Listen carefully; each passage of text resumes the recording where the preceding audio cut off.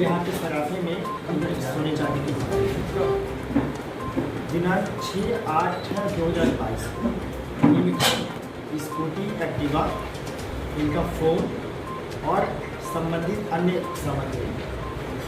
ये जो काकोरी का आरोपी है, आरोपी के माने रेलवे ओवरब्रिज, उस पर इनको व्यावहारिक साझा पे पाए गए और 5/8 को ये घर से बिना बताए कहीं चले गए।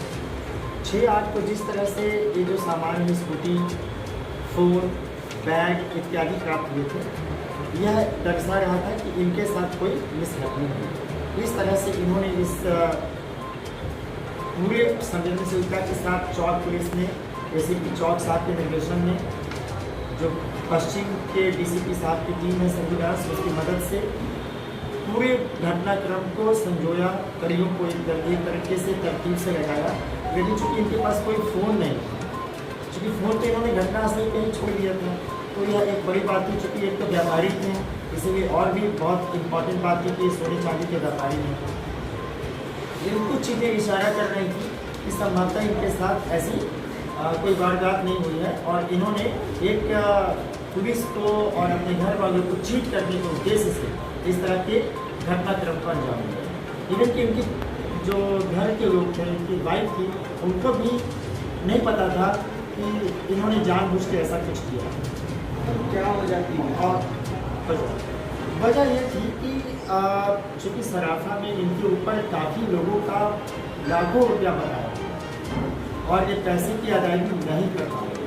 क्या सराफा ज़्यादा हो रहा था, तो अब इनको ये लगा कि हम पैसे तो वापस कर नहीं पाएंगे। इन्होंने पैसे जो है वो अनियोजित ढंग से ऐसी जगह लगा दिए ताकि इन पैसों का इनके पास रिटर्न नहीं आ पाया और एक बैंकक्रप्ट होने की स्थिति हुई। इसीलिए सर, क्या सराफा व्यापारियों द्वारा इनकी क्लब को एप्लीकेशन दी गई थी क्या, जिनके पैसा एप्लीकेशन दी गई है, उसकी जाँच है। अभी सर क्या कार्रवाई है?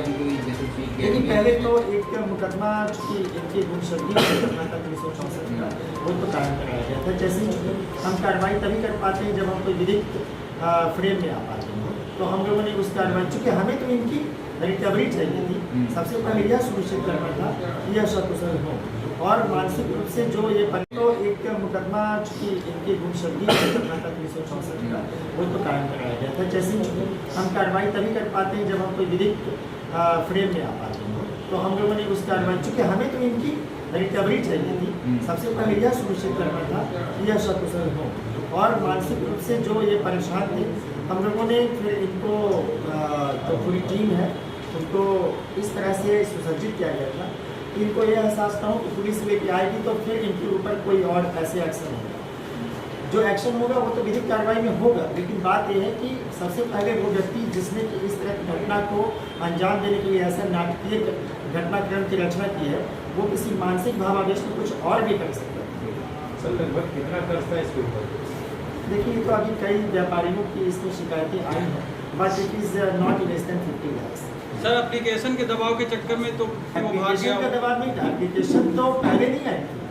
ये जब इन्होंने अपने स्कूटी को, बैग को, फ़ोन को वहाँ को छोड़ के काकोरी के पास चले गए थे, उसके बाद जब मुकदमा गुमशुदगी का इनके परिजनों की ओर से कायम हुआ, तत्पश्चात इनके विरुद्ध कुछ शिकायतें आई।